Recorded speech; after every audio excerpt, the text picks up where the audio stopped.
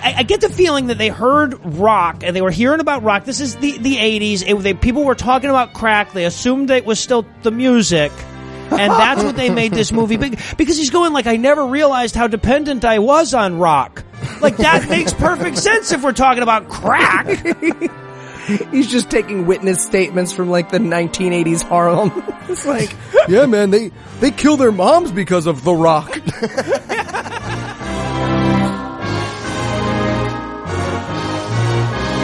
God awful movies.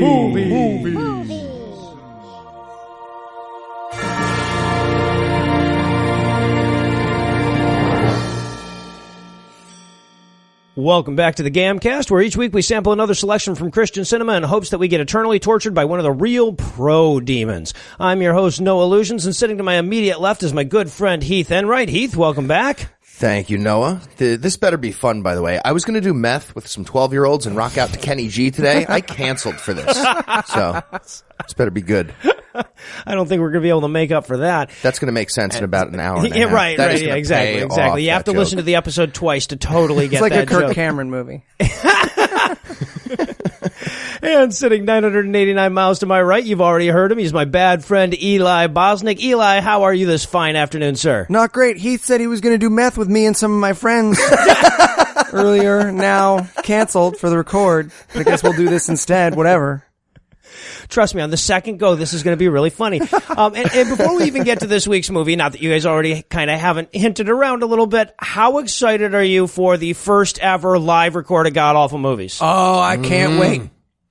We're going to be doing Passion of the Christ. Oh, yeah. August 12th, 7 to 9 p.m. at the People's Improv Theater. If you're not our fan on Facebook, you can go on. There's an event there, and you can check out the thing. We'll also have it in the show notes. Just announced today, we're going to have two people who do not know each other fucking live on stage during the live record. Wait, I'm sorry, fucking live on stage? Yes. At the pit, everybody gets laid. Yeah.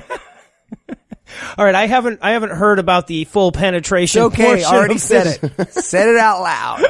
Well, now we can't take it back, even in the edit. All right, that is locked in. That's official. And also a quick note to all our patrons at the $10 level or above, you get not only free tickets, but you also get VIP tickets to the show. We're going to have a meet and greet before the thing. If you need to get your ticket, if you're going to be in New York around about August 12th, 7 to 9 p.m., you can email Eli or you can message our Facebook page, the God Awful Movies Facebook page, and we'll take care of getting your tickets and getting you set up. But enough about what we'll be breaking down. Then, Heath, what will we be breaking down today? All right. We watched Rock, It's Your Decision, which is a Christian propaganda movie about a small town that learns about the evils of rock and roll music. So it's basically Footloose, except Kevin Bacon is really good at not dancing. Yeah. And he uses that lack of talent to rally the entire community of young people behind him and keep dancing illegal, just like John Lithgow wanted. It's backwards Footloose about rock music. Ear-tight. Yeah, pretty much. And Eli, how bad was this movie? Well, if you've ever thought to yourself, man, I love Nazi propaganda films, but the protagonists are too likable, then you're gonna love Rock, It's Your Decision. This is a movie about a loser who ruins everyone's good time, and then everyone hates him, and then it's over. Like, that is the movie. You keep waiting for the denouement where everyone's like, you know what? I realized, blah, never happens. Nope. He shouts at a room full of teenagers, and they're all like, fuck that guy. And then the movie is over. They have a stunt double break a record, and the movie is over. Not like a Guinness record, like an LP. Yeah, exactly. Yeah. An evil devil rock music one. And I love, okay, so this movie is set, or it's not set, it was made in 1982.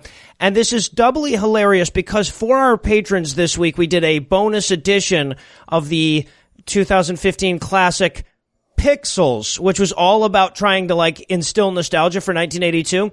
And really radically, amazingly failed in that endeavor. This movie had me more nostalgic for 1982 in 41 seconds than that movie managed. That's the only nice thing I'm going to say about this movie, by the way. Well, I'll have some compliments for the music here and there. So, is there anything you guys would like to nominate this one for being the best at being the worst at?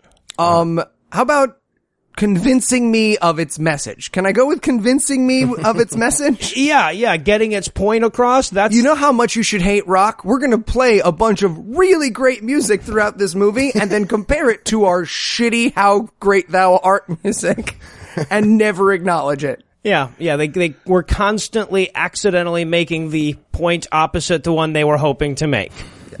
Heath, any nominations? I'm going to say best, worst establishing shots, which are about half the movie. It's about half the movie. We'll get there. Yeah, 53 minutes long, and about 50% of it is establishing shot. All right, well, this week's movie may or may not contain vital soul-saving information, so I don't want to keep you in suspense for too long, but we're going to pause for a quick break anyway, and when we come back, we'll break down all the mixed messages that are rock. It's your decision. We got a 5-star review on iTunes recently, and while we appreciate all our 5-star reviews, this fan added a few choice words for yours truly in his assessment of the show. His review, titled, Eli is a Genius Comedian, so far so good, reads, This is my favorite podcast currently. It's not for everyone, though, because you have to patiently wait for Noah to stop talking. He is that guy you know who likes to say otolaryngologist just to show off he can. He just did it again. There, just now. So, thanks, I guess, for all the stars and shit. For that, I won't point out that if a person was trying to show off their fancy pronunciation skills, they'd probably go with otorhinolaryngologist rather than otolaryngologist. But we do want to address the point that the listener made, and I want to do so without offending him or her with my vocabulary. Right. So if you don't like it when we use really big words, please remove your left headphone now. And if you don't like it when we substitute little words when big words are available, please remove your right headphone now. And if you think the size of our words doesn't matter, feel free to leave in both headphones and get double the entertainment. I should start by conceding that this commenter isn't the first to point to my appetency for use of logophilic prolix, fancy words, as substantiation, evidence that I'm euphuistic, an asshole. And as a professional raconteur, word sayer, I take any opprobrium shit about my ability to efficaciously communicate real good seriously. That being said, this vituperation bullshit wasn't directed at my perspicuity, ability to be easily understood without using way more words than are necessary, but rather at my rectitude, baby mama. Right. But when the cinematic oeuvre, moving picture, that we're expostulating on, mean words saying about, requires that we mention an otorhinolaryngologist, a head hole doctor, and Noah happens to have an apropos appellation in mind, a good word in his brain mouth, why would you pass up on a hippopotomonstrosesquipedalian big word like otorhinolaryngology, that fancy word with the rhino in it? Especially when doing so, doesn't derogate, minus from, any of the aforementioned lucidity, stuff we said before about the ability to be easily understood without using way more words than are necessary, and therefore making sentences go on way longer than they really need to if we were willing to occasionally look up words that you hear from people what read good and stuff. Now the nuclear option would be to incapacify, stop, him every time he used a word with more than 2 syllables. But anything we did to reconfastibate, change, Noah's natural speech would intercrastably, totally, sacramentize, get rid of, a lot of the conjunctural chemistry that makes the show work. Of course, I try to counterpoise, balance my proclivity for love of grandiloquence, talking like an asshole, with a commodious application lot of scatological vernacular, poop jokes. But I'll admit that sometimes I let my verbosity vocabulary get the best of me. Moreover, also, Noah's raison d'etre whole thing on this show is less jocularity, funnyin', and more elucidative, explainy. After all, somebody has to recapitulate, say words about, the plot points of these movies. And those things generally aren't risible, laugh-you-making. So if there's any lingering anger over the vocabularizing words in this Dark show that have lessened your enfonation enjoyment, we sincerely apologize. Are sorry. And finally, on a personal note to the reviewer, go inseminate fuck yourself, you supercilious, douche-gargling, equus sinus jackass. All right, feel free to put your right-left headphone back in now. I did correct words both times.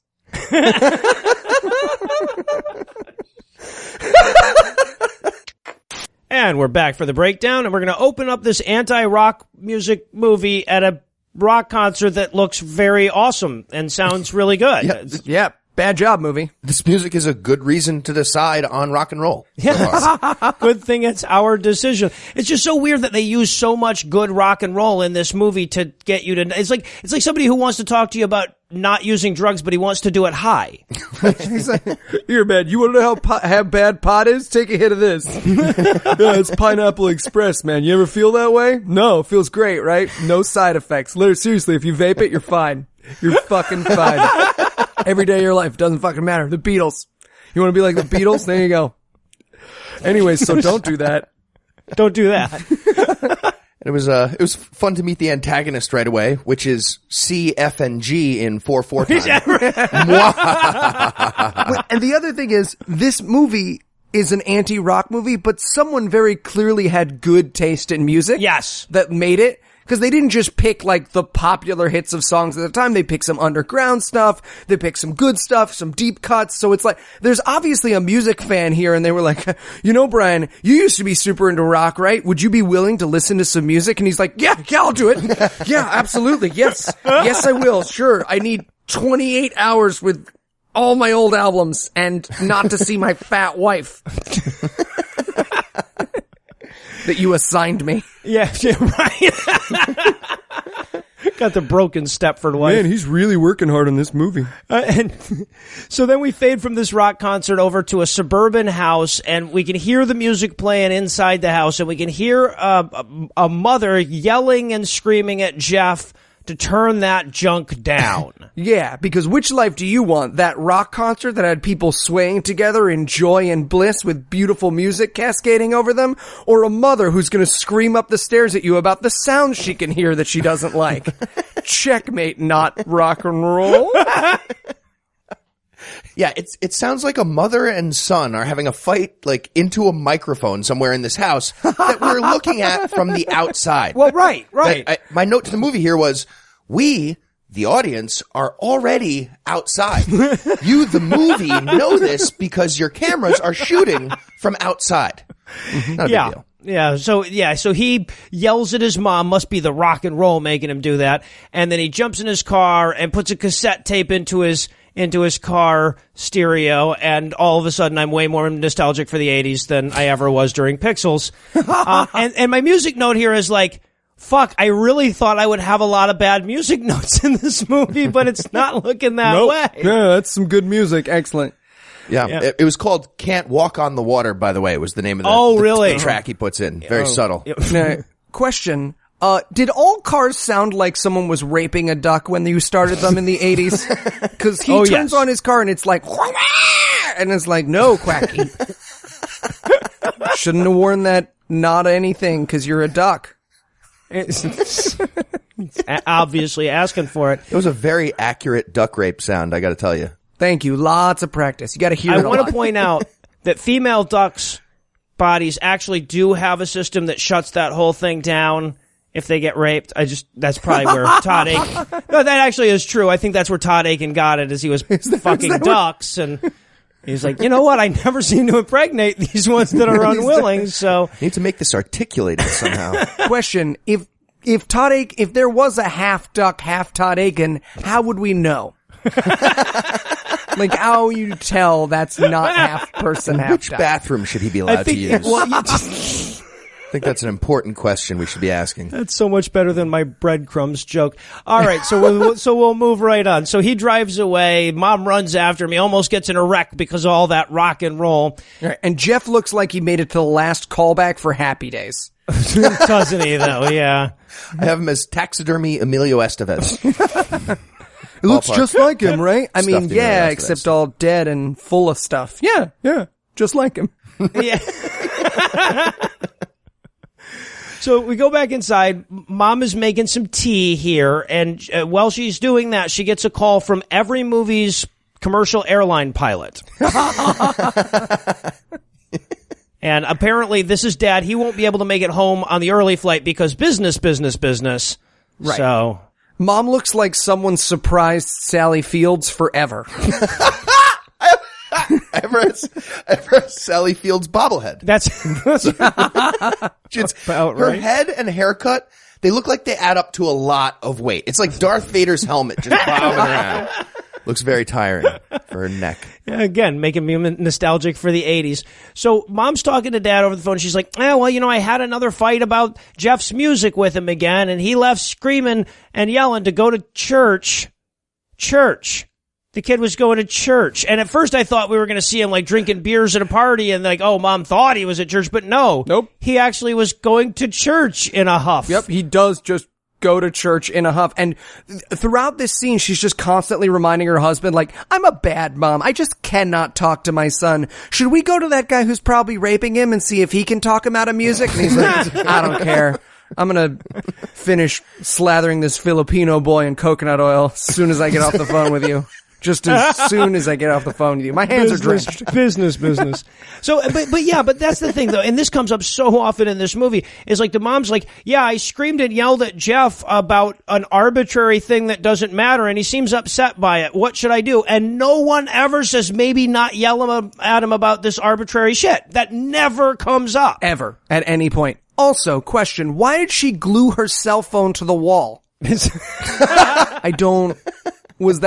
she lose it a lot? And that's why she... We like to do that back in the 80s. We glued our cell phones to the wall. We also put our... Cool, I like it. Put our Retro. iPods in these giant boxes full of knobs. You'll see one later. Oh, that comes up later, yeah. Yeah, exactly. So, and by the way, okay, so the mom says, perhaps I should call youth pastor Owens and get him to talk to Jeff about it. That's not enough, right? Implying that she's going to call him is not enough. We would have left that scene going, well, did she call him or what? So apparently we have to linger on this scene long enough for her to hang up the phone and then call Pastor Owens, who looks like Matthew Broderick's gay uncle, to talk to him about all that evil rock and roll music. Yeah, he looks like Jason born with too many chromosomes. That's our second character in different movies that should have been called Jason Bourne Again. Nice. Oh, yeah, there you go. Yeah. Pastor Owens looks like someone's first attempt at painting Matt Damon. I thought he kind of looked like Mike Birbiglia, but he got cloned using stem cells from Porky Pig. There was definitely a porcine thing going on. Little Mike Birbiglia going on for sure. Looks like angry birds often catapult themselves in his house. He has a lot of problems with that. Stop it, kids. For the last time, it's just an iPhone game. So now we're going to go over to a church and we're going to get one of these long establishing shots that Heath has already alluded to, while we get a creepy sermon from the Charles Atlas Before picture. And this scene, okay, so they pan out. It's kind of like the Raiders of the Lost Ark scene at the end, but instead of boxes, it's ugly people as they pan over this fucking church. I wrote in my notes, I'm like, if we slowed this thing down, we could make an 11-hour episode just by asking Eli to describe this entire crowd. And I could.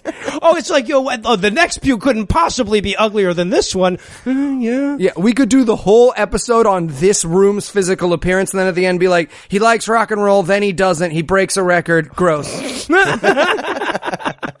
We should have gone with that in the notes. Yeah. But yeah, Draco Malfoy is preaching. Yeah. Right, yeah. Estes Perkle Jr. Mm. Yeah. And I'm just writing, imagine how much collective pubic hair is in this room. Just think about that for a second. But everybody's got a little tribble under their dress. It's terrible. Yeah. Okay. So yeah. And then we pan back to the back of the church where this Marty, who looks like the love child of Gary Shandling and Rhea Perlman, is bitching about all the church at this church and how it's stupid. Yeah, he looks like gay Schubert. Looks like Vincent D'Onofrio got abducted by the Brady Bunch as a kid. Raised in that like house. Jason Segel fucked John Belushi. All right, that's nailed it. Extremely accurate. Holy shit. Even down to the penis, as we'll find out later. So yes. And yes, we will. We'll get to Marty's penis. Oh, believe me, we're going to talk about Marty's penis. Yeah. I feel like we're not the first people that have said that. I feel like multiple people have said that. See, that needs to be the teaser now, just because people are like, oh, really? Okay, awesome. So, and also, I should note, by the way, that he's bitching at the only attractive person in the room. I mean, well, kind of a stripper named Tara Fawcett. Yeah, like, well, something like that level of attractive. That's what her name would be. She was a stripper. So, stripper. And I wasn't ready. Go. Point out name's the not really Tara Fawcett. It's so real. It's so real. So, I'm so sorry. I can't. It's because you can see the name on the door. I just hear some DJ announcing some fucking REO Speedwagon. Coming to the stage at 2 p.m. on a Tuesday. Tara Fawcett. Tara Fawcett? Oh no, they said Tara Fawcett. Make it rain for Tara. No, okay. Get your ones out. Oh. all right. So, and now I also think we should point out, although it's going to be a huge letdown after the Tara Fawcett joke, clearly, exactly what it is that Marty is bitching about. Now, keep in mind, this is the guy who will be proven wrong in this movie. He's saying, I wish they would preach about something other than how bad our music is every single week. That's the guy who will be wrong. Yeah. And we also learned they're only here for the food. Yeah, right. Tara's only there for the awesome after party. Yeah. Right. Also, okay, so, and then Jeff, the taxidermied Emilio Estevez that we met earlier, is right next to these people having a voiceover with God? Yeah, he's super conflicted. Should I love rock music or should I be an asshole? Yeah, right. Exactly. Guide me, Jesus. That's the stakes of this film right there. And I also love during his little internal monologue here, he's going like, yeah, I'm very sorry I yelled at Mom, Jesus. I don't know why I feel like this. And we're like, yep, it's the rock and roll, isn't it? That's what it's going to be. So, I so expected this monologue to be like, and Marty gives me tingles in my downstairs. Can we talk about that? Just a flash cut to Jesus being like, no, Jeff. So then we cut to the killer after party with the youth group. And so I want to just point this out. This scene starts with all of the people gathered around together, drinking punch, and the first person they address is Brother Jim. This was made after the Jonestown Massacre, guys. This is not a coincidence here. That was 78, this was 82. They already knew what drinking the punch and talking to Brother Jim meant. I'm just saying that Time article never mentioned the potato salad. I would have been much gentler on the whole Jonestown thing if I knew there was potato salad and poisoned Kool-Aid. Right. Is that paprika? No, arsenic. Oh, awesome. Nice. Good touch. Good touch. Paragon. Do the kids first. Hard lessons. And I'll tell you all about it at Reason Rally. Don't worry. Figure it out. We're supposed to all kill ourselves at Reason Rally, right? I've been spending very badly the past week, so I need someone to tell me right now if we weren't supposed to kill ourselves. Well, at but I Reason don't Rally. want to say no in case Ray Comfort is listening. That's true. So yeah, we just Gonna touch his face. Stronger than him. Stronger than him. That's just what it's gonna come down to. Who wants it more? Bunch of people hearing this episode now are gonna be hearing it for the first time because they read about me on Pathos. Guy who touched Ray Comfort in the hot knot spot. Oh, shit. Man licks Ray Comfort's eyeball. Get off me! Get him off me! Get him off! Oh, give me the strength of a crocodile, Lord! Give me the strength of a crocodile! I just want to point out that God Awful Movies does not endorse or condone the licking of Ray Comfort's eyeball against his will. Or if he asks, to be perfectly honest with you, we don't, neither way. Oh, shit. All right. So anyway, where were we? Oh, yeah. So Jeff was at the cool after party, and he wants to tell Jimmy Olsen how awesome the sermon was, but one of his friends wants him to hear some rock and roll music, so he runs off to do that instead. But that's okay, because we're about to get some intro to some mom-son incest porn. This movie made me lube up for no reason so many I did it for times. a reason. So many times. We're coming up on number one for me. Anyway, I'll let you know as we go. This was one. I had 4. So Mom, we introduced the scene. Mom's like, so how was youth group? And he's like, it's okay. 2 kids got saved. That's his actual line. And I'm thinking to myself, what a ridiculous admission of how full of shit they know they are.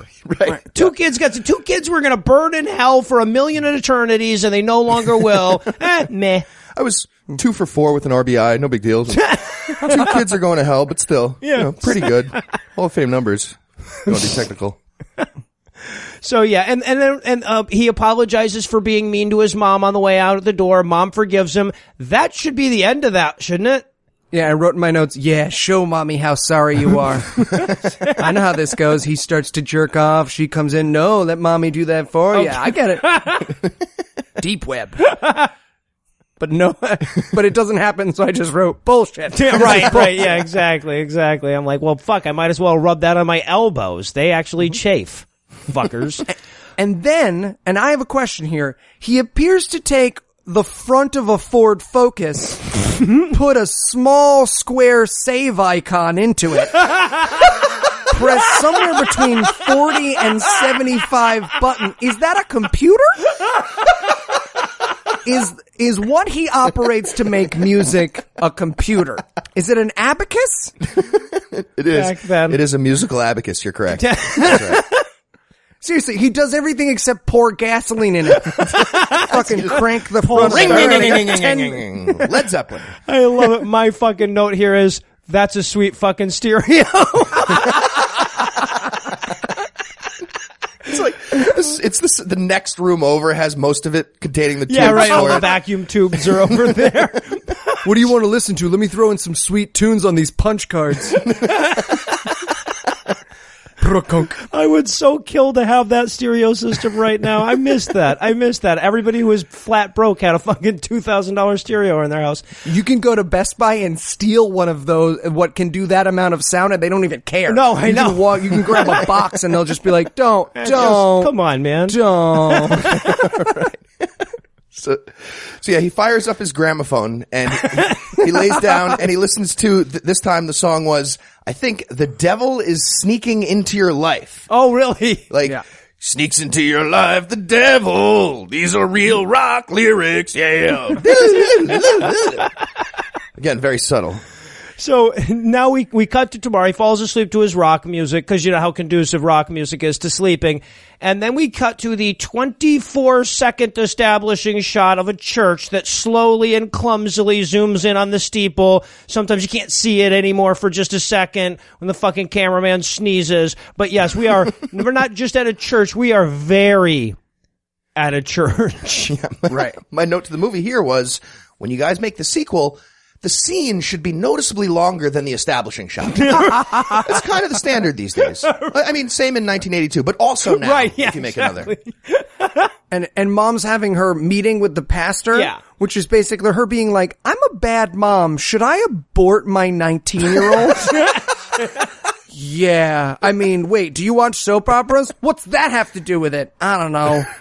Is the scene over? Sure is. Click. Well, okay, so this is such a bizarre moment. Okay, so this is where we meet fucking polonium-poisoned Philip Seymour Hoffman here. And, we already met him through the phone call, but we get a little more time with him here. It's nice to see, though, what the mascot for the Piggly Wiggly did before he got to really famous. It's cool to find out what he was doing before, right? It's like, oh, look. Yeah, I guess he was a terrible youth pastor, so they decided he needed more work. And at first it almost seems like this scene is going to become sane, right? Because mom comes in, she's like, yeah, I scream and yell at my son all the time for his music. And he's like, do you know anything about his music? And she's like, all I know is that it's loud. Like, well, that's not an intrinsic quality of music. That's a knob on the stereo. And the guy's going like, well, you don't understand his music. You don't know anything about it. And you're yelling about it at him. Does that make sense to you? And she's like, well, maybe not. And he's like, do you watch soap operas? She's like, yeah. And I thought he was going to say, well, that's just harmless and that's your taste. It just like the music is harmless and it's his taste. But no, the point he's making with the soap operas is, see, you're also of the devil. Yeah. It's so close to making a real point. It's like, yeah, everyone has their own taste. My taste, personally, is for human flesh. And you're just like, oh, heart rate turning to crazy. Also, you could replace the word heroin with rock and roll in this scene, and it would still be the exact same lines. Oh, yeah. Just like, oh, every night, heroin up in his room, and I don't know what to do. Well, heroin is very addictive and influential. Like, just go through, if you watch this movie with us, it's on YouTube, and just shout the word heroin whenever anyone says rock and roll. The movie kind of makes sense. Well, I actually have a very similar theory. I'm thinking the game would be whenever they say rock music, switch it out for masturbation. And I'm quite certain the writer intended it this way. And by the way, pretty much all the rest of my notes are lines from this movie that confirm that theory. I'm quite certain that's what happened. He was just like, oh, we'll make it could be for masturbation or gay people or rock music, whatever. It's just interchangeable. Yeah, oh yeah. Interchangeable. Oh, yeah, Fun exactly. fact, when I was a teenager in the 1980s, my mom complained about how loud my masturbation was. You She was got like, it, man. seriously. Yeah. Your son's probably been listening to masturbation music for longer than you even realize. Every night up in that room, he's just masturbating. I can't How sleep. can you be choking yourself and screaming at the same time? The Eli Bible. Also, and again, so just to confirm that heroin or masturbation was clearly the intent here, one of the guy's lines is, I shit you not, rock music is one of the most difficult things a Christian child must deal with. Are we quite sure about that? Did we fact check that? I want to see that like a support group. Like, yeah, man, I hit rock bottom. I was listening to Kiss, and then I just went on to the Beatles. I woke up in the morning, and I'd gone all the way through the Stones collected albums. I don't know. I need help. I'm here to get help. Also love he's like trying to encourage the mom to learn more about Christian or about rock music. I just wanted a flash cut to her in a mosh pit or something, knocking down some tattooed motherfuckers. And then of course she leaves with this brilliant line. She says, "Oh, I came here about Jeff, but I feel like I learned the most. Like you're the only one there. Jeff isn't there. That makes no fucking sense." Anyway, so now we cut to we get an establishing shot of the same church that we were already in, because that's where the next scene happens too. Kind of defeats the purpose of an establishing shot, really. Yeah. During when you this think about establishing it. shot, I started and finished my second masturbation. Oh, I see. Oh, okay, good. So you got some stuff done. Yeah. So now Pastor Owens is having the talk with Jeff, and of course that's the rock and roll talk that I'm talking And about. I immediately, the moment he started to talk to Jeff, I started to assume he was going to try to fuck him. I was like, oh no. Run, Jeff, run. Yeah, in all of the scenes between the two of these guys, and there's quite a few of them, have that undercurrent. And of course, my first note is, yeah, Jeff, multicolored vertical stripes. Roll with that. Human test pattern. It's a good look for you. Also, can we just point out that before he starts this conversation with Jeff, he's like, now look, I'm not going to lecture you. I'm not going to throw a Bible in your nose, and then proceeds for what I assume was 87 minutes to lecture him and shove Bible verses at him. Yes, exactly. That's all he does is quote the Bible and lecture him. And he does it off of a cue card. So obviously off of a cue card. And I also want to point out that every single Bible verse he references in this scene involves a man entering another man. Watch this. It's only 53 minutes. You can get through this one. It's not that hard. And just wait for this scene and notice that. I believe 3 different verses he throws up, and it's about God entering someone or someone entering Jesus, or yeah. Saying boy's soul. And Jeff does Soul. not get the hint. Keeps knocking his pencil off his desk. Oh, Jeff, I dropped my pencil again. Let me bend over and get it. Jeff, I'm getting my pencil, Jeff.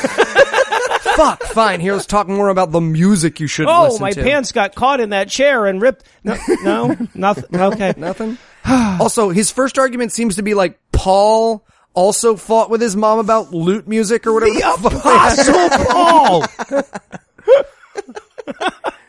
Apostle Paul was like, would not, could not on a train, would not, could not in the rain. He quotes to him from the book of Hop on Pop. What the fuck was that? Also, camera note for this particular scene, can we get so close to their faces that we can see their thoughts? It's clearly they'd been playing Space Invaders of late. So, yeah, and It's just so ridiculous. Like, one of the things that he says during this thing is, like, salvation isn't a promise of a problem-free life. In fact, it doesn't do any measurable thing at all. That being said, Jesus. Yeah, he also has that moment where he's like, now, we should live our lives according to the scripture, which is hard, because the scripture is full of shit. Oh, like, are you gonna go find some fucking Amalekites and start smashing heads? No, I'll tell you what it means. I know, because I didn't go to school. Yeah, right. Yeah, exactly. I went to magic school. Well, and that's what he's like, it's difficult to live your life by scripture because it's not always specific, and then when it is, it's pretty much telling you to murder people or something like that. But don't worry, because I'm going to show you how we can retroactively apply some unrelated verse to anything. For example, here's what the fucking Bible says about cigarette smoking. Right. He says, it never directly says we shouldn't smoke cigarettes because then everyone would be Christian, but it does say to take care of your body. Please don't ever go to a Trump rally. Don't. That's gonna conflict for you. There's a lot of rascals. The rascal parking and the car parking are pretty much equal. Don't worry about it. God, I got some ministers to quote that particular passage too. Yeah. Why don't we both do a sit-up and then we'll talk about the Bible? Never mind, I'm Hindu now. Oh, I put the semen in the latte. Yeah, you're supposed to be a Christian. That's less temple and more rotunda there. But he just wants to build a super church. That's what it is. They love their mega churches. Right. The Newsboys could play in some of the people I've seen. The Newsboys have played in some of the people that you're talking about. But, yeah, so, and this is where he issues the challenge that this whole movie will be about. The challenge is, can Jeff go 2 weeks without crack, rock, heroin? No. Masturbating. Rock and roll fucking music. He's got to go 2 weeks without listening to any rock and roll music. And he's like, oh, gee, shit, I don't know if I can handle that, Pastor Owens. Also, I didn't point this out, but Jeff's V-neck in this scene is so low he wouldn't be allowed to go to a Catholic schoolgirl prom. It is a deep V. So, yeah. It is a... You wear Jeff's shirt to a Tinder date. You do not wear it to a meeting with your youth pastor. I feel like there was a lot of mixed signals, but both of these men wanted to fuck each other desperately. Using the V as a ball rest, basically. It's pretty low. It's pretty low. Think Borat. No, was that a big thing in 1982? Oh, yeah, we were all wearing super deep V-neck polo shirt stripe. All wearing the vertical stripes back then. Oh my God. I think that was the Astros uniform in 82, actually. So, and then, okay, so in addition to the 2 weeks without any rock and roll music, he also wants Jeff to decide whether or not Christian music or rock music is something that he wants in his life, and he wants him to do it by justifying it scripturally. Yeah. That's what he explains. He's like, opinions change, but God's word never changes unless you count the errors that were copied into the Bible or any other scripture. Right. I wrote, God's word never changes, man who shaves his face and knows bats aren't birds. Right. He also gives him some Christian rock to hold him over, and you can see everyone be uncomfortable. It's like, hey, yeah, check this out. Is this your band? Yeah. Crazy. We're at the Y this weekend. You should come check us out. It's a 6-drink minimum for me before the show. To keep going through the set. And I love this line too, because he's like, I want you to justify rock music with scripture, but nothing vague or contradictory. What? It's like saying, I want a Tim Burton movie, but not one of the weird ones, okay? Yeah, don't creep me out with black and white outfits. Yeah. And no Helena Bonham Carter. Becoming less and less of a problem these days. Go spend a weekend with Eli Bosnick, but don't get touched where you're the most ticklish. Tom knows what I'm talking about. And of course, this is where we get the first of many title drops in the film. He's like, well, what if I decide to go back to my rock music? And Pastor Owen goes, it's your decision. Boom. Oh, and a bunch of Christians in 1983 stood up and were like, it's the name of the movie. So now we get him. He's made this agreement with Pastor Owens. He's driving home. Well, and, first Pastor Owens gives him some books too. Oh, right. Yes. God. Just some recently published books with the Christian perspective on masturbation. They have details on all the different masturbation groups, what kind of stuff they sing about. Yeah. Yeah. He gets his fucking Lee Strobel books. And then of course they pray for him too. But then he's driving away, and like apparently this kid is just like, he's got the masturbation's hard or something, because he's not even going to make it all the way home without having like a jonesing, like, should I listen to a rock station or not? Kind of a moment. But also, like, he decides to listen to a shitty radio station. So. And I couldn't begin to tell you what music he chooses to listen to, because it's like, but not rock music. It was kind of like classical, but it was also kind of like just, like tuning. Right. It was like, and now the Philadelphia Philharmonic will warm up. Right. Two oboists getting into a fight while trying to compete for a solo. It's 8:46, bitch. Get it right. Shit. Bring it down 6 clicks. So now we get Tara Fawcett once more. She's showing up at Jeff's house. Apparently she's Jeff's girlfriend. Which they did a terrible job of establishing when she was like talking to the other guy and ignoring him earlier. And if anyone's wondering what I sleep in every night, it's her outfit in this scene. She has a jean jacket with a deer on it over a white button-down shirt.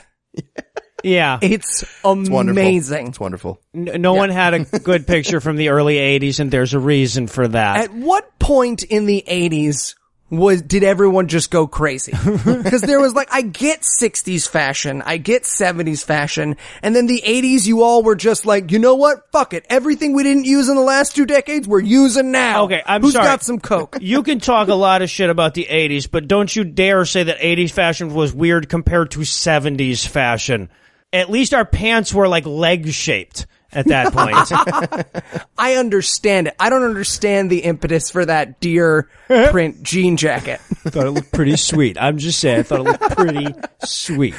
So, flash cut to Noah slowly putting something into the back of his closet. Takes it out of a folder labeled Reason Rally Clothing. Fucking asshole. I was going to be the deer atheist. Fine. No one. Could you fucking just get this t-shirt? Fucking kids these days don't understand shit. Well, I've still got the same hairdo I had in 82 as well. So, so then we cut over to Jeff, who's like reading one of the books, and he's doing that, like holding the book like at a 90-degree angle, like product placement kind of a reader there. And I'm sorry, this has to be mentioned. The book he's reading about rock and roll is called Big Beat.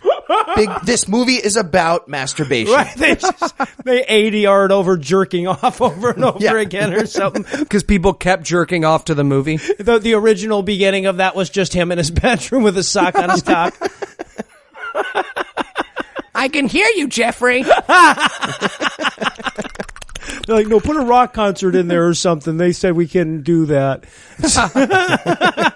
And her way to get Jeff's attention, so Tara Fawcett walks into the room, and her way to get attention is to move her mood ring or her birthstone ring from one hand to the other and go, Jeff, look at my engagement ring. And he's like, it's not an engagement ring. And she's like, we're having fun. This is how Christians interact when we don't fuck.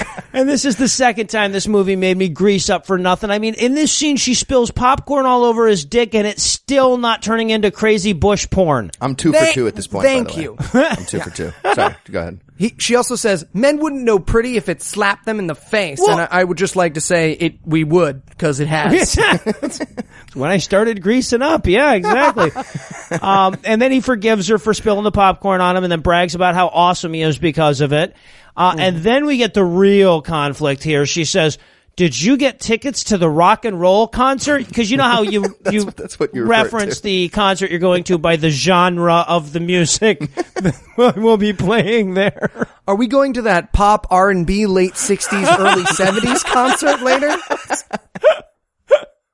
So this is where she first learns that he changed his mind about the devil music and is going to go 2 weeks without any. Yeah, and it's like he's coming out as gay. He's like, no, I don't rock anymore, Barbara. I don't rock anymore. I just can't find that funky rhythm. Also, by the way, we can't not point out that he's dressed like Woody from Toy Story in this scene. And not only is he, but like multiple people will be dressed like Woody from Toy Story as this movie goes on.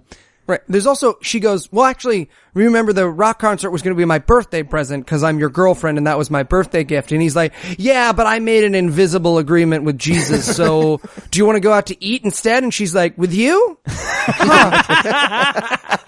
That's weird that you would make that choice and think that those two were similar. I wrote in my notes, be a bad boyfriend. This movie. Yeah. There's also this great moment where she gets mad and he turns around really fast and I wrote, hit her! It's biblical. She is getting uppity.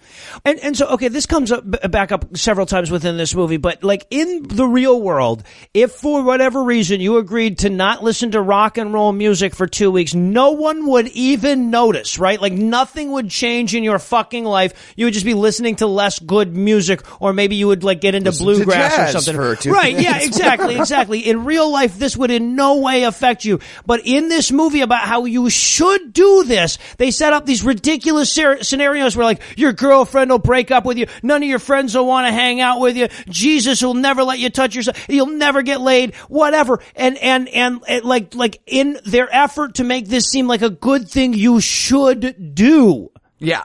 The exaggeration is going in the wrong direction, guys. Yeah, it's like one of those scenes where cartoon characters are starving and everyone starts to look like a chicken leg. That's basically how this movie treats rock and roll. It's like, oh, Zinzi, you sure do look like a spinning Kiss record right now. Whoa.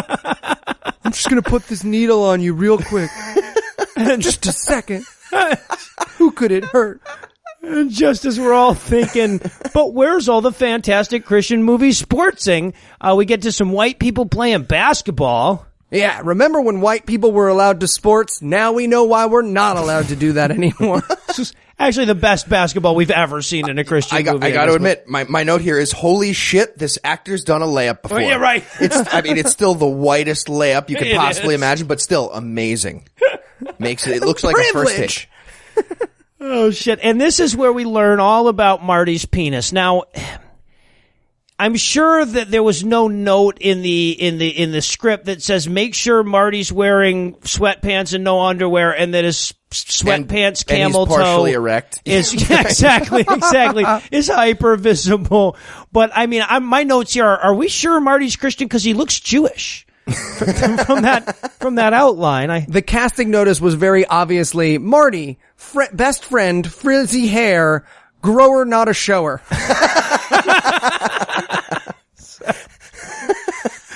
So they talk about something, and it was really hard for me to pay attention to that because I was busy staring at his deformed penis. I'd show if I had that. Whatever. Nice.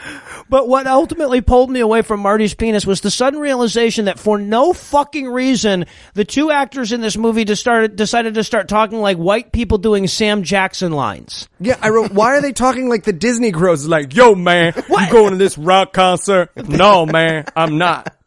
I guess maybe because they had a basketball, it affects your vernacular or something. Oh my God, wait, hand me a soccer ball. Yeah, I have a Spanish accent now. It's just, what sport you're holding? Here, throw me a baseball. Yeah, I want to hit my wife. Oh, this is weird. I want to punch her right in her mouth. I'd hate to see what you do with the football in your hand. Holy shit. So I need an elevator. So he convinces Marty to go home with him and read about the evils of rock and roll. Yeah. You want to do some research about how masturbation is evil at my house right now? Let's go. And they do. Also, wait, I want to point out that this is the first time they drop the F word in this movie. Oh. And no, not fuck, but fanatic. They use the word fanatic like it's the N-word for Christians. Yeah. And I want to know if that works. Like when I run into Ray, if I say fanatic, will he like run away screaming and crying? Like, is that the Christian version of the? I can't wait. If there's not one, we need to make one. We need to create. How does one go about making people angry at syllables? Fuck. I'll find out. I said Fanatic. So now we get them doing their prudery research in Marty's bedroom. Of course, I'm lubing up for no reason. And I paused the movie here so that I could lube up for no reason. This is at 23 minutes and 30 seconds. And I'm so glad I did, because this is where I noticed that they've actually placed black electrical tape over the name of the goddamn bands on the records he's looking. Like, it's Leonard Skinnerd. And the name of the band, you can see the LY and the SKY or whatever.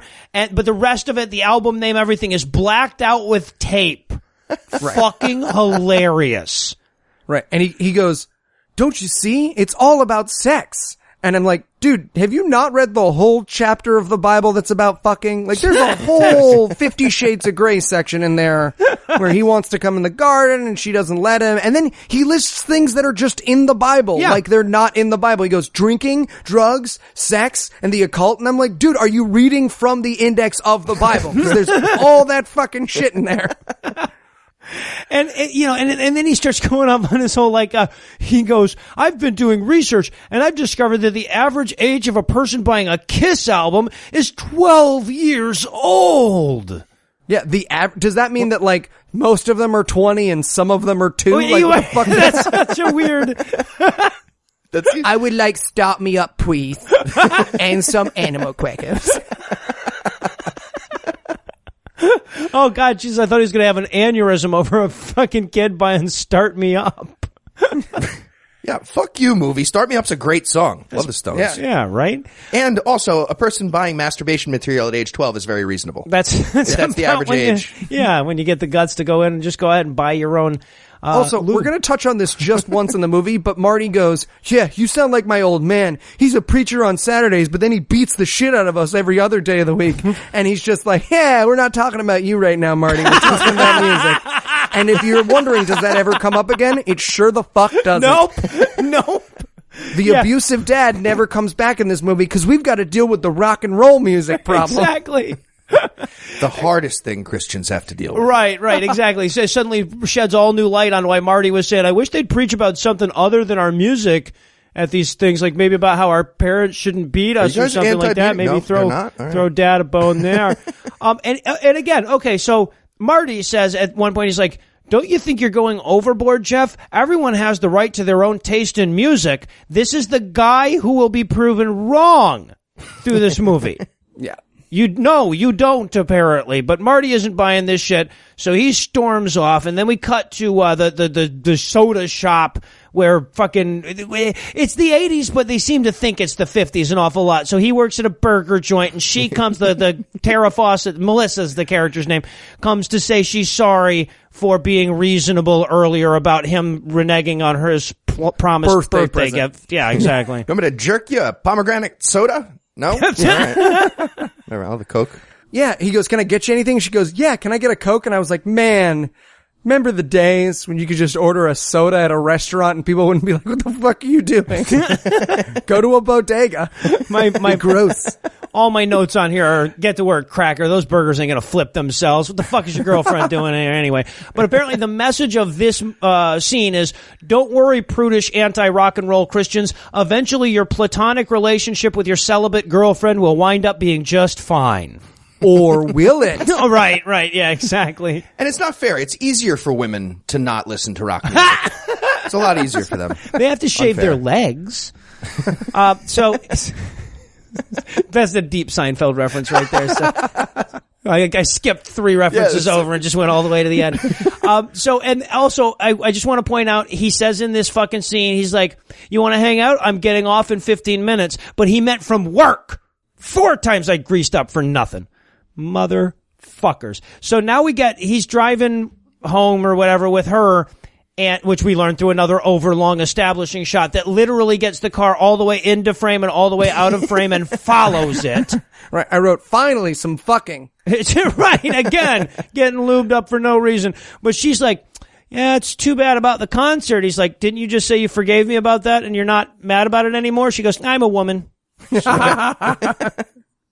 No. It's the opposite of what I say every time, or whenever it's convenient for me. And basically they have a fight over the radio like a buddy cop movie. It's like, no, classical music. Classical music. I wrote my notes, Melissa, don't make me belt you in the mouth. She's acting like if she doesn't hear rock music, she'll suffocate. Right. Like he's taking her insulin. You're acting awfully selfish. And I'm like, well, he is, but not about the music in his car. He's just, it's, the concert thing, yeah, but... She wants to masturbate, and he doesn't. That is selfish. That's true, yeah, exactly. This is why we need RIFRA. It's important. So she says, I'm glad you only have 8 days left on this silly bet. And, of course, he's got this, or do I, kind of look on his face. Now, of course, in the aftermath of last week's bonus episode on the movie Pixels, my cardiologist has warned me not to wait too long between interstitials. So we're going to pause for a quick break. But before we do, let me give Act 3 the hard sell here. Can Pastor Owens keep his dick out of Jeff for 30 more on-screen minutes? Will Jeff find some crack that's strong enough to drown out his rock and roll desires? Will he at least finger Melissa at some point? Find out the answers to these questions and more when we return for the decisive conclusion of Rock, It's Your Decision. So, Jeff, tell me, it's been 2 weeks. What have you decided about rock and roll? It's bad or whatever. But Pastor, I've made a fantastic discovery. I know what I want to do with my life. Oh, really? What's that? Yeah. I want to kill Amalekites. I'm sorry. What? Yeah, I was reading the Bible to find out what God thinks about music, and he's actually not super clear about it. But you know what he is clear about? Killing the fuck out of some Amalekites. Right. Well, Jeff, those people haven't been around for thousands of years. Yeah, that's fine. Okay, because I did my research just like you asked, and I realized that they're very likely modern Jordanians, so I'm just gonna get on the quickest flight I can and just, kill, kill until I'm bathed in blood, just, show no mercy to women, children, or animals, just like the Bible said. Huh. Okay, or what if you don't do that, but I'll tell your parents to lay off you about the music? Deal. Okay, so you were a drummer, huh? Oh, yeah, man, it was awesome. I got to fuck the groupies when everyone else was done and everything. Yeah, it's the best. Good. Comes the best lube.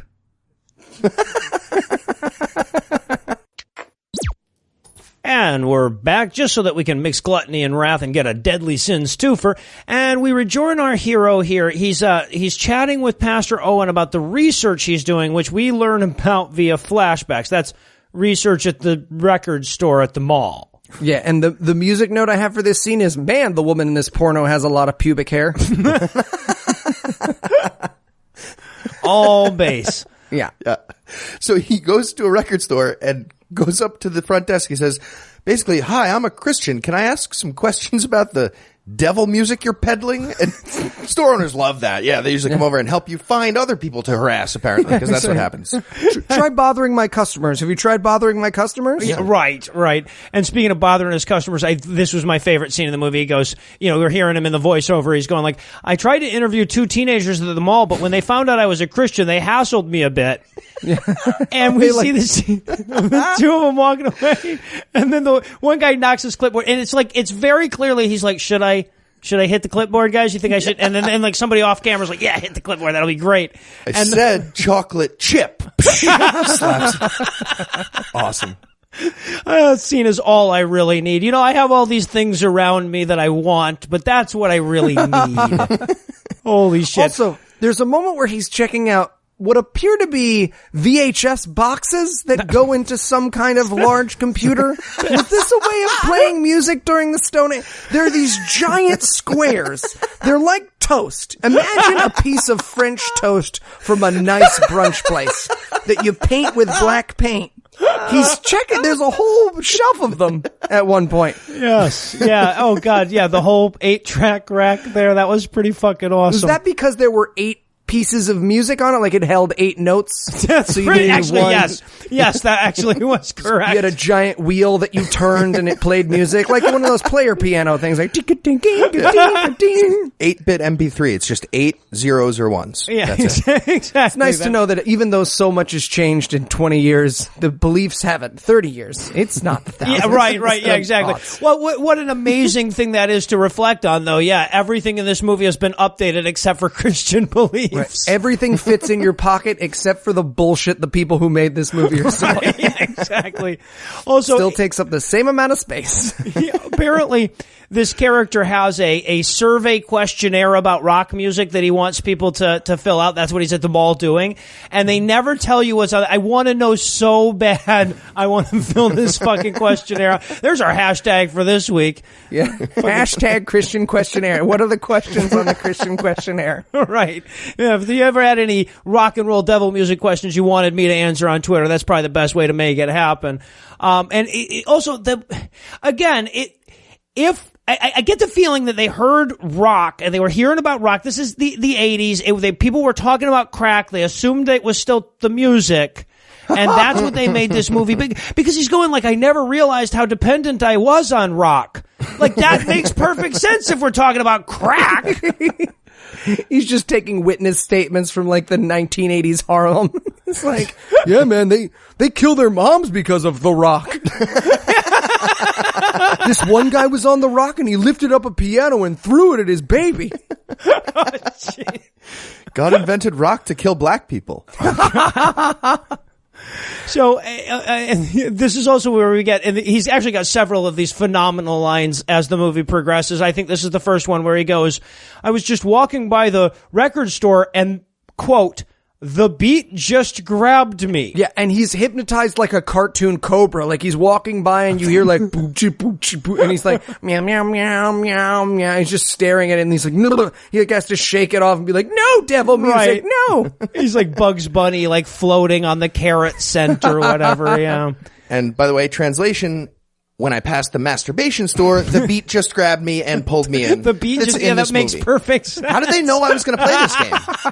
Well done, movie. So, yeah, as we realize that he's the penguin from Happy Feet, and this is the movie of what would have happened if he'd given up on his dream, we cut away from the flashbacks to, like, another 65 minutes of him talking with Pastor Owens. And this is where we learn that Pastor Owens was also once addicted to the funky beat. Not just addicted, he was a rock musician. And in the Well, that's what he says. Yeah. And then he was like, I was a drummer. I'm like, that. Well, then, not really. You weren't really a musician. Yeah, in the single saddest scene in any of the movies we've ever watched, he's like, yeah, I was pretty good. Could have gone pro if I hadn't chosen Jesus. Flash cut to him being like, pet, pet, pet. Pet, pet, pet. What do you think, guys? Yeah, man. Have you considered being a youth pastor forever? Yeah, that bad, huh? Mm-hmm. Rewrite this story in your head when you tell it to people. Sure will. Yeah, sure will. I think I'm going to be the word tweed incarnate instead.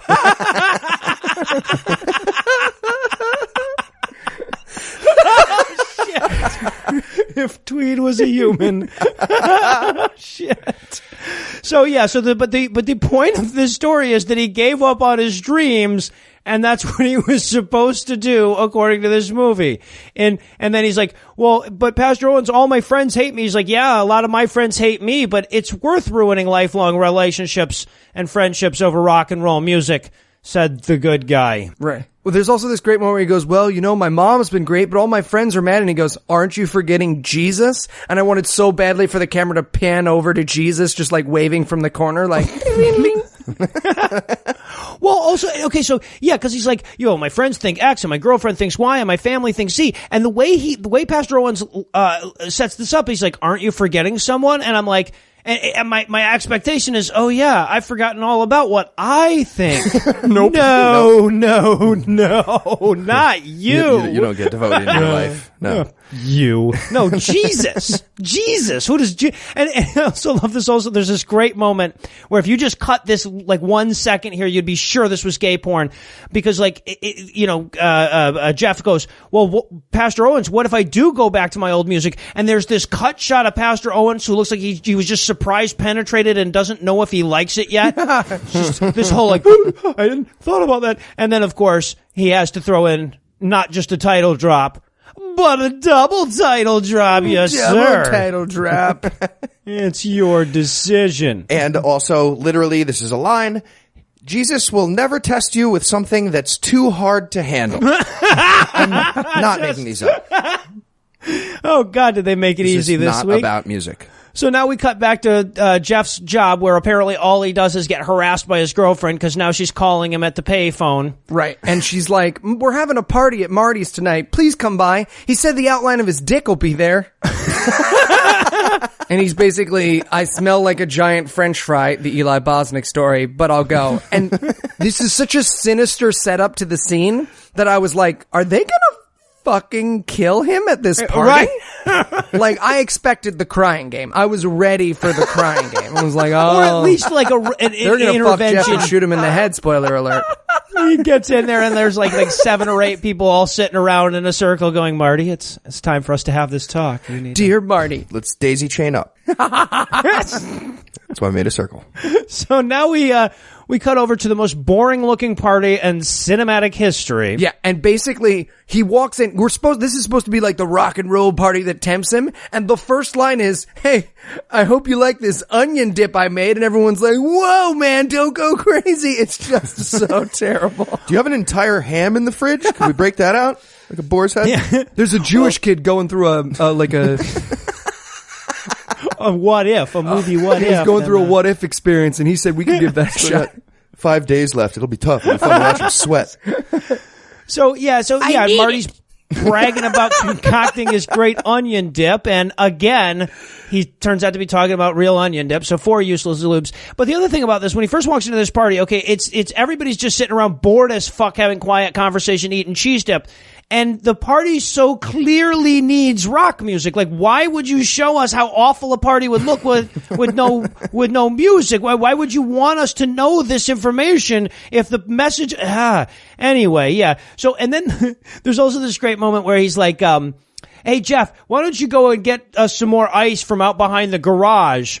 And at first I'm thinking, all right, how can you not see this as a setup, Jeff? And then it occurs to me that the stuck-up Christian kid must never realize that being asked to leave the party for a few minutes is unusual, right? Right when he got there. Can you turn back around, go to the garage and grab ice? Hey, will you grab my Uncle anybody wants to smoke a joint or get late or whatever, they always have to make an excuse to get Jeff out of there. So that's just his life. He just thinks, why is it that every time I go to a party, everybody wants me to get... Why do they put the ice so far away from the party? It's because I'm helpful. I'm such a helpful Christian. Hey man, I couldn't find that Sasquatch your uncle said was out in the woods, but why is everyone so sweaty?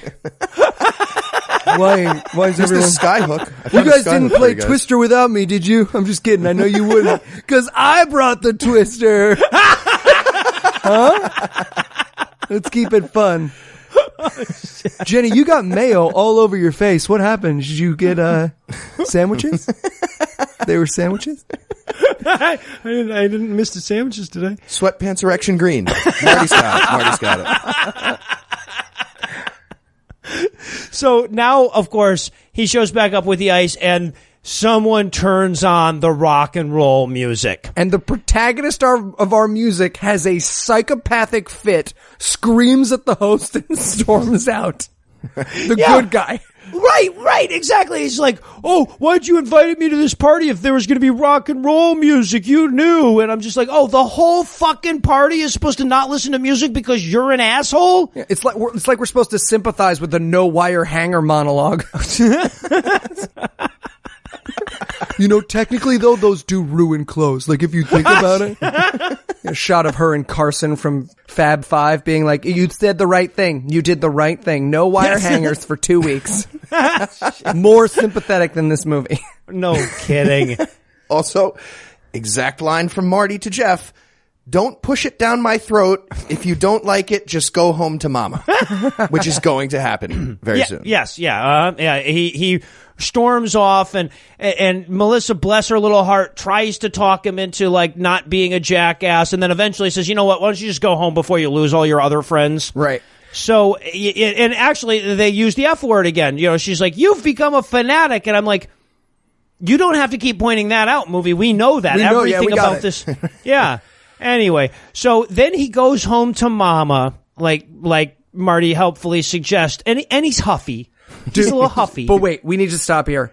Jeff's mad walk into the house is my everything. It's my Mona Lisa. It's my muse. It's just, this is why we need a visual medium so that I could if I just want that on loop forever as I go to sleep. My children will not have mobiles of airplanes or space. They will have mobiles of Jeff Huffy walking in a circle. I don't care what hologram I need to put in place, what money I need to spend, what scientist I need to kidnap. I will have a constant loop of Jeff Huffy walking into his home for my children to fall asleep to forever and ever. With his swollen blue ears. Yeah, he's having trouble. He's basically doing the limp arm thing as he's walking in. It's so amazing. I'll show you at the live show. Remind me at the live show. I'll do it.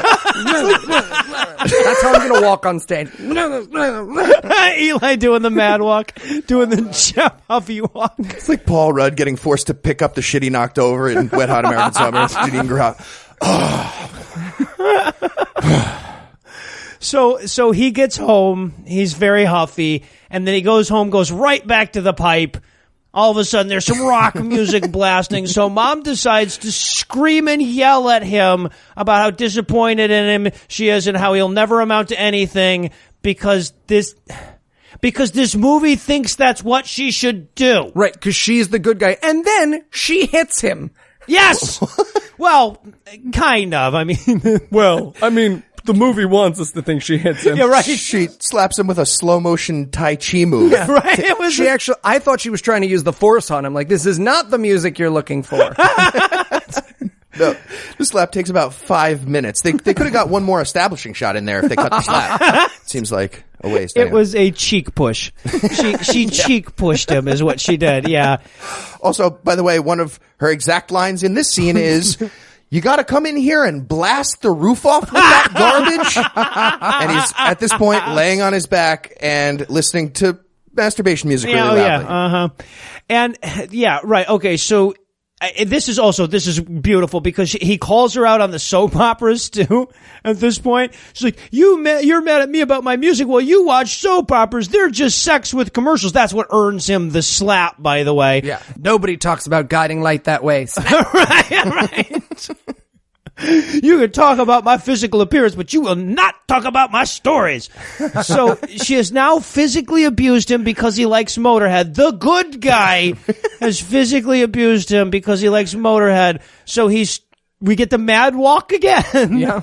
And he storms out to, if I'm reading the music correctly, to go fight Jesus once and for all. That's exactly. I wrote my music note as Jeff is going to go fight Marty once and for all.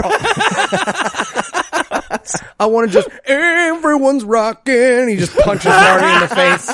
And then it unfreeze frames and everyone's like, dude, you're a fucking asshole. Leave. We all let you leave.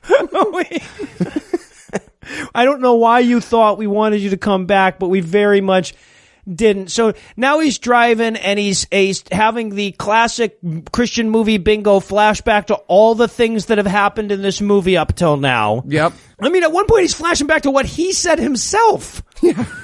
My music note here is "Don't die, Mama." Oh, right. When Doc Hilson is coming. Yeah. So now we get the sad talking to God scene. Also Christian movie bingo. He arrives at an empty parking lot to talk to God. God's a no-show once more. So he parks next to the loudest river on earth. And they did the inner monologue next to the river. Like, it's an inner monologue, and they still recorded it next to the river. So it's like, really, God, you... Help me, I'm drowning. My child fell off this canoe. I was wondering, Jesus, if you... Out of the shot. Sorry. Glug, glug, glug, glug. Am I in the movie? But he's made his decision. He doesn't care about his friends or his family or his girlfriend or his life or the things that make him happy. He cares about an invisible imaginary carpenter ghost. So clearly he's made his decision. Title drop. So he's going to go back to the party to be an asshole some more. Jeff is the good guy in this movie. I just want to, is he? They seem to think so, yes. And he basically goes to this party, pulls Melissa aside, and is like, hey, Melissa, I just want you to know that if I have to choose between you and Jesus, I choose Jesus. And her answer is, So? And I wrote in my notes, I love you, Melissa. Right. Never change. Well, and I just got to say, like, Melissa has been presented as this remarkably forgiving and reasonable person who's willing to stand by him through this obsessive, bitchy religious phase. And we're supposed to look at her and go, that bitch. That bitch trying to steal him away from Jesus. Harlot. When he says, I choose Jesus, I wanted so badly for us to cut to a shot of him going to the factory where Jesus works in a Navy uniform and just scooping him up and walking out. Hungry earth. Whitney Houston singing. And I wrote in my notes, but she can't bear to let him walk away. Oh, wait, yes, she can, and she does. She really does. He's like, I choose Jesus, and she's like, sure, man, Okay. go for it. I'm going to go fuck Marty. He's got that weird penis, but you know. I think if I lie sideways, it might hit the G-spot. I don't know. It's shaped like a K. That's all I can tell you. It's shaped like a K. Let your imagination take you where it will, but it's shaped like a K. It's like moving a big chair into a door that's a little bit, so you gotta go C-shaped trick. You gotta a big pivot. door. You gotta pivot. A pivot. big door, Jeff. Also, by the way, in the scene, there's a lot of secondhand rock and roll going on, and I think that counts. I think that counts. I think he's broken his promise. I do love, though, that he has to sit in the foyer so he doesn't get too close to the rock and roll. Right. And then we cut to church for the big finish here. Now, and Dad is made it home now from his business Filipino boy thing. Right. The human pyramid he was fucking his way from the top to the bottom of finally ran out of man children. So Yeah, exactly. he was like, all right, back to Ohio. And apparently there was a problem in wardrobing where they gave Jeff suspenders. He thought it was a tie. Yeah, it is the largest tie knot you have ever seen in your entire... I wrote, could we get him a larger one? You know, one that covers his entire face. It's like a fucking vinyl seat belt was tied into it. Yeah, it's ridiculous. Anyway, so I guess now what's going to happen is now Jeff is going to preach to all his friends about how bad rock and roll is. Okay, so a little behind the scenes here. So as we do these movies, we'll write out like sort of a scene by scene thing, and then each of us will plug our notes for that scene in. This scene, each of us has written 4 fucking pages of notes. I can't see your notes. No, or your exactly. notes I don't, like, where are you guys' notes down there somewhere? Okay, good.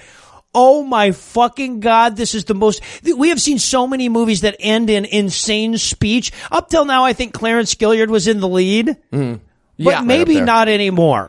Because now Jeff is going to share his research with his buddies. I think he wins with the opening line here.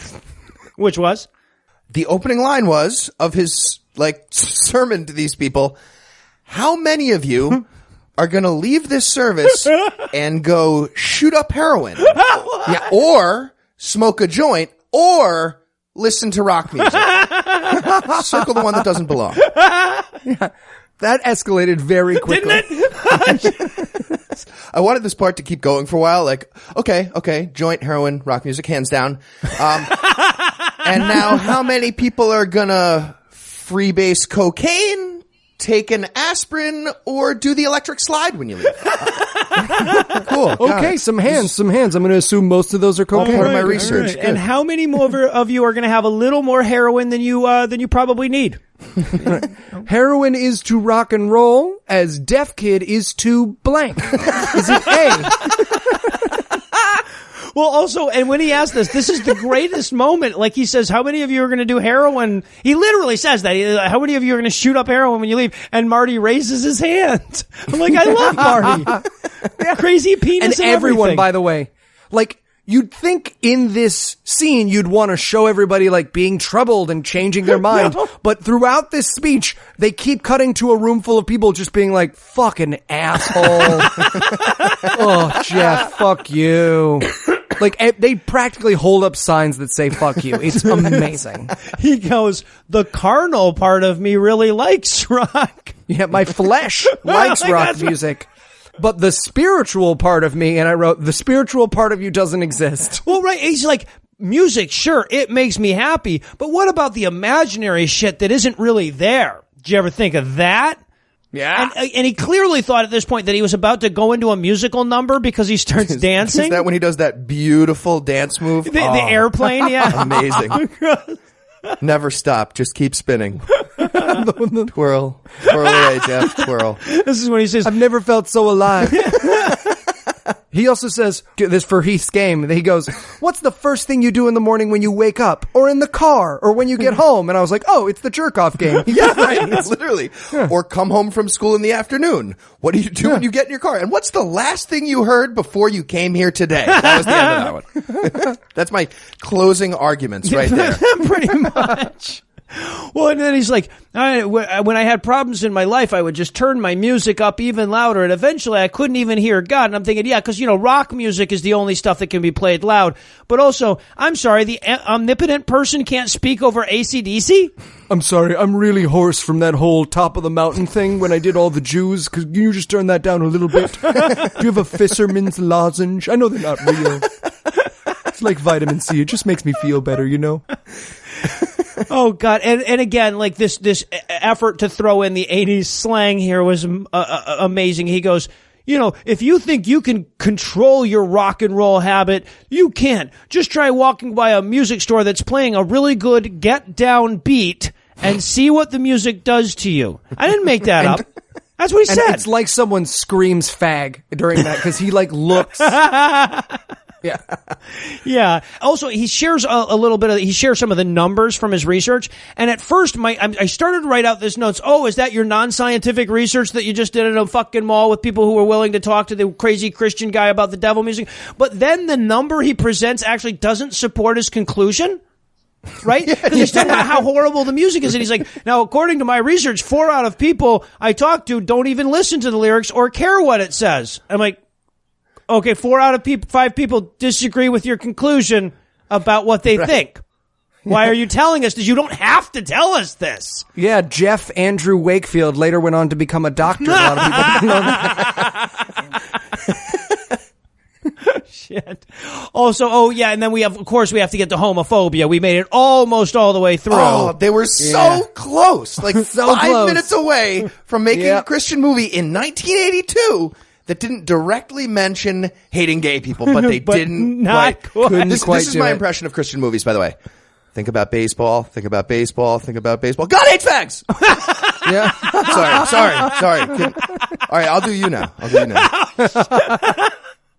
He goes, what about the lifestyles of these bands? Some of them have been arrested for drug possession. Some are admitted homosexuals. Yeah, and I wrote, man, do I have a surprise for you about preachers, buddy. You're going to have a real disappointing time starting now through forever. Right. And he goes, I guess he's trying to stave off all the counter arguments. He's like, I used to think, so what? I don't really have a counter argument to that. Right. I used to think it, but now I don't. Let me now list some of the lamest rock I can possibly think of and say that they're sinful, including, but not limited to, the Eagles? The Eagles. Captain and Tennille. Yes, he actually uses Captain and Tennille. Rod Stewart. Rocks way too hard. And Barry Manilow. He is not just he's not listing the stupidest musicians that existed in 1982 that you could possibly be offended by.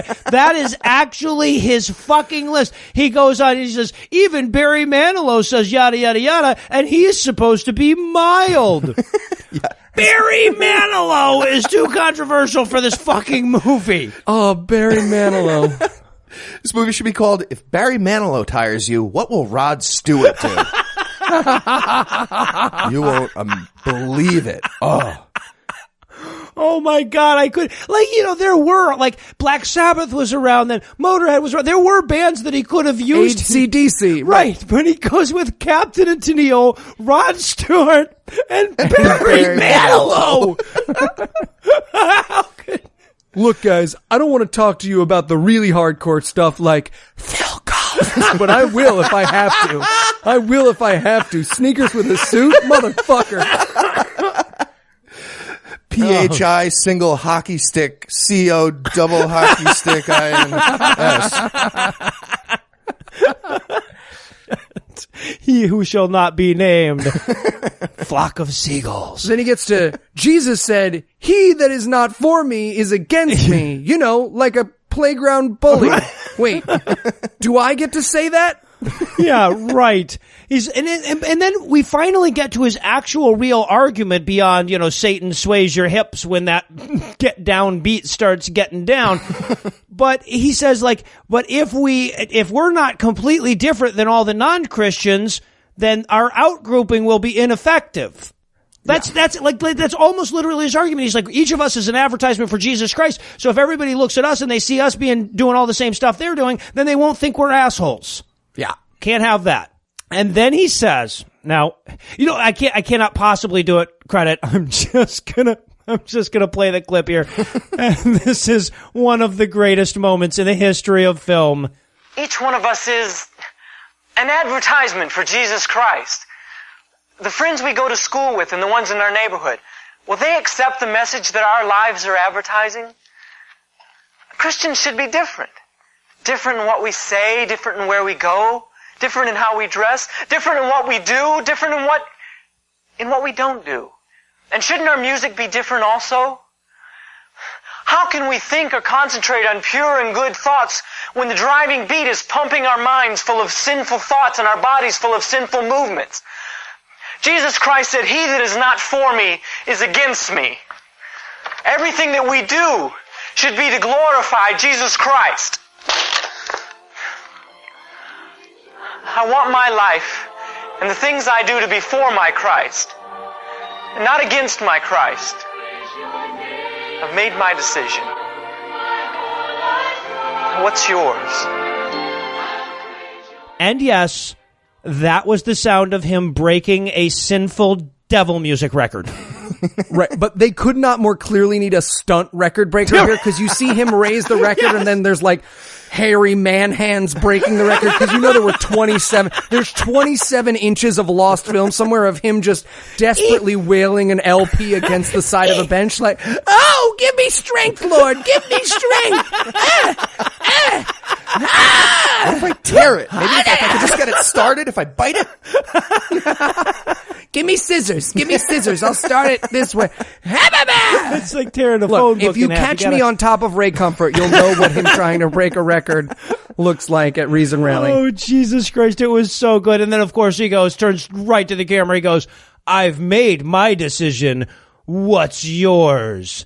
And then we get the closing music, where my music note is, "Why would you remind us how shitty your music was right now?" Yeah, what's your decision?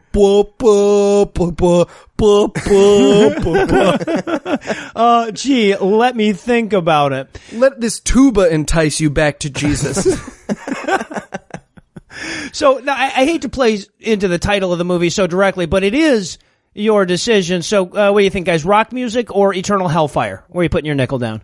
I don't know. I mean, did he win his argument? Because nobody reacted. No. So, I don't know what to think. I don't know what the movie's telling me. So, well, you're right. I'm still on the fence here, I guess. The movie didn't even have the sense to have Marty and Melissa walk up to him at the end and say, "You know what? You really changed my mind. It turns out you're all right, kid." They didn't even give you the Karate Kid ending where Johnny Lawrence now respects him or whatever. They just get the last thing we see of his friends is them just gasping in horror at the fucking shit he's done to their reputation, and fucking Melissa looking at Marty going nobody's flicked my bean in a while. You want to get out of here? I don't know, guys. I think I might have to go with the Christian music. That thing they played at the end of Kenny G falling down some stairs was pretty fucking sweet. Oh no, y'all. Oh no. Help me, catch me. It was quite catchy. Circulatory breathing. That's how I keep playing while I fall downstairs. Now, obviously, none of our thumbs bend in a way that would properly assess the overall shittiness of this movie. So rather than trying to sort this out with typical rating scales, I will simply ask you this. How many of you are going to leave this record today and shoot up heroin? Well, I've still got the 12-year-olds in the closet, and they do knock quite a bit. We'll have to edit that out. But if Heath's done, we can. I'm going to say 2. Get him on the horn. Get him on. Almost. Well, for me, if by heroin you mean listen to Barry Manilow and masturbate, then yes. Oh, then yes. that's That's why I took my belt off. It was confusing. I could see why you would think the other thing. No, I was going to masturbate and listen to No, metal. you're going to make Vane stand up somewhere anyway. And well, that's going to do it for our review of Rocket's Your Decision. Vanes. That's not going to do it for the episode just yet because we still need to reel you back in for next week. So Eli, tell us what's on deck. Mormon Movie Month. Yes. And we're going to start with Saturday's Warrior, a Book of Mormon musical. We got so many good submissions for Mormon movies that we're going to do all of June. We're doing Mormon Movie Month. We've got some amazing ones lined up, but the first one is a musical about what it's like to be more, I don't know. It looks crazy. I can't wait. Now, it's very interesting. I couldn't find a preview for the one that we're going to be watching, which is the 1989 version, but apparently this movie was remade this year. And I did find the preview for that. But the old version, I'm told, is much, much worse / better. So that's the one that we're going to be So doing. if you're going to watch along with us, look for the 1989 version. Please don't subject yourself to the one we're not going to be making fun of. And we'll put the link up on the Facebook page and on Twitter Yeah, as well. of course. I'll just be reviewing the Book of Mormon, the Broadway musical. So if anybody wants to see that and listen along, it'll be... Yeah, maybe we can do that to close it all off there. No, we can't because No. that's actually fucking It's awesome. amazing. Yeah. Yeah, it's great. So with all that to look forward to, we're going to bring episode 41 to a merciful close. I was trying to get it quick. Once again, a huge thanks to all the Patreon donors that help make the show go. If you'd like to count yourself among their ranks, you can make a per episode donation at patreon.com/godawful and thereby earn early access to every episode. You can also help us a ton by leaving us a 5-star review on iTunes and by sharing the show on all your various social media platforms. And if you enjoy this show, be sure to check out our sibling shows, The Scathing Atheist and The Skeptocrat, available on iTunes, Stitcher, and wherever else podcasts live. If you have questions, comments, or cinematic suggestions, you can email godawfulmovies@gmail.com. All the music used in this episode was written and performed by Ryan Slotnick of Evil Giraffes on Mars and was used with permission. If you like what you hear more by following the link on the show notes for this episode. Thanks again for giving us a chunk of your life this week. For Heath, Enright, and Eli Bosnick, I'm Noah Lugeons, promising to work hard to earn another chunk next week. Until then, we'll leave you with the Breakfast Club close.